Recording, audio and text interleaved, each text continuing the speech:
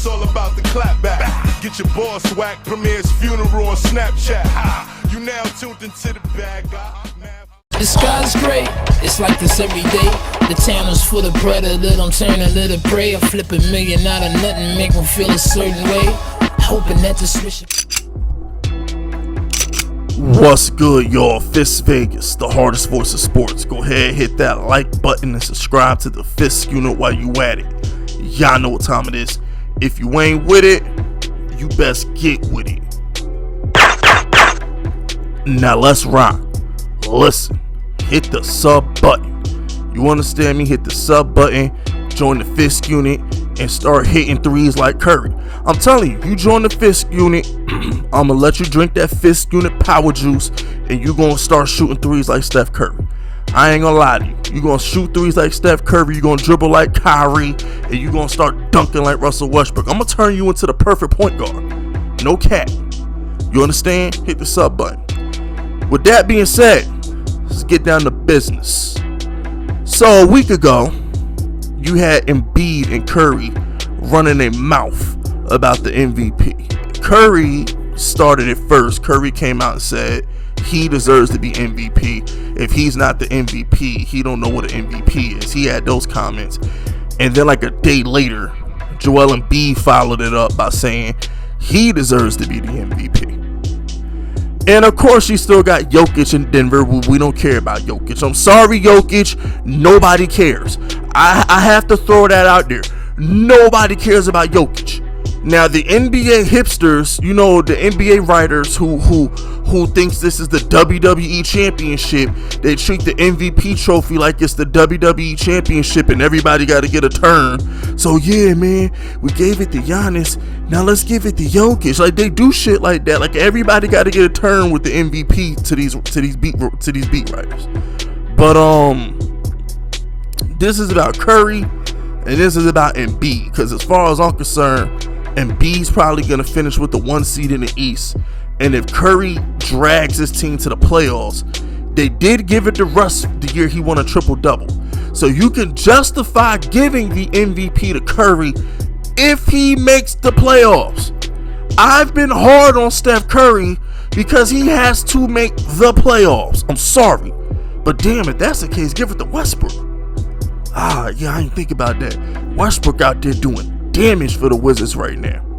So yeah, it's interesting. But for the sake of this argument, we're gonna do Curry and we're gonna do Embiid. So my question to y'all, and I think I know where y'all gonna go with this because y'all love Curry. I got a lot of Curry lovers on my channel. But I remember a couple months ago, before LeBron got hurt, and I said Bron was MVP, y'all was slurping Embiid. It was Embiid this, Embiid that, Joel Embiid. What was it? What was his name? The MVP, whatever. What was Philly fans calling Joel Embiid? The MVP. I don't know. It was some stupid shit. Joel MVP. Yeah, it was something stupid like that. But I'm curious because on one hand, you got Steph Curry having the best season of his life, carrying that Warriors team. Something that I thought he wasn't capable of doing. He put on weight. He's got the ball in his hands more. He's creating his own shot. And most importantly, he letting it go, not giving a fuck. The most gangster part of Steph Curry game is he's not open on a lot of these threes. A lot of these threes, he's just shooting it with a hand in your face, not giving a damn. And I rock with that. Him shooting these threes from half court with like 4 hands in his face is the equivalent of a Dwayne Wade or LeBron James going to the hole with trees around them and finishing the bucket. It's the same thing. When you drive to the hole with the guard on your hip and the center in front of you, and you still finagle your way to the basket and hit the shot, it's the same as Steph Curry dribbling through a half-court double team and letting it go. It's the same thing. I haven't seen a dude shoot this many contested jump shots through double teams since Prime Kobe. Prime Kobe was the last person I've seen just shoot through double teams like it was nothing. So even I'm like, damn, this Curry shit is crazy. You know what I'm saying? Now, I'm not flip-flopping. He still needs to make the playoffs, and I still discount 2 of his rings because he had KD And if I want to be an asshole, I'll discount the third ring because LeBron's team was hurt. He still got some questions. But for the sake of this season, the way he's playing is amazing. It's amazing. You know what I'm saying? And I appreciate it because between him and Westbrook, League Pass been lit. And then Zion League Pass been lit this year. Now, my man Joel Embiid. Alright, now, I had to throw Embiid in the firing range. See it, man, COVID got me fucked up. When the hell were the playoffs? September? When the hell were whenever the playoffs were, the COVID got my timing thrown off. Whenever he lost in the first round of the playoffs, he got lined up in the firing range. Because my thing with Embiid is this. You're good enough to win a series without Ben Simmons. That team went into the tank when they lost Ben Simmons. The fact that he got washed in that playoff series was embarrassing. I don't give a damn what the stat line looked like. He was tired in the fourth quarter. Where was his conditioning at? Superstars need to be at their best in the fourth quarter, and Joel Embiid was huffing and puffing like my black ass trying to run on a treadmill. You know what I'm saying? Now, don't get it twisted. Your boy in the gym, I be pumping iron. I do. I bench 325 like I'm a beast. But I'm an OG now. I eat too much Chinese food to be running 2-3 miles. You know what I'm saying? So I get the bicycle. I do the incline walk. I gotta switch shit up. But at the end of the day, Joel. The same thing I just said about Curry, how he's carrying a team by himself.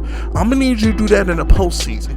I'm going to need Joel Embiid to be the most dominant big man in the league in the playoffs. Because as far as I'm concerned, you're not Jokic.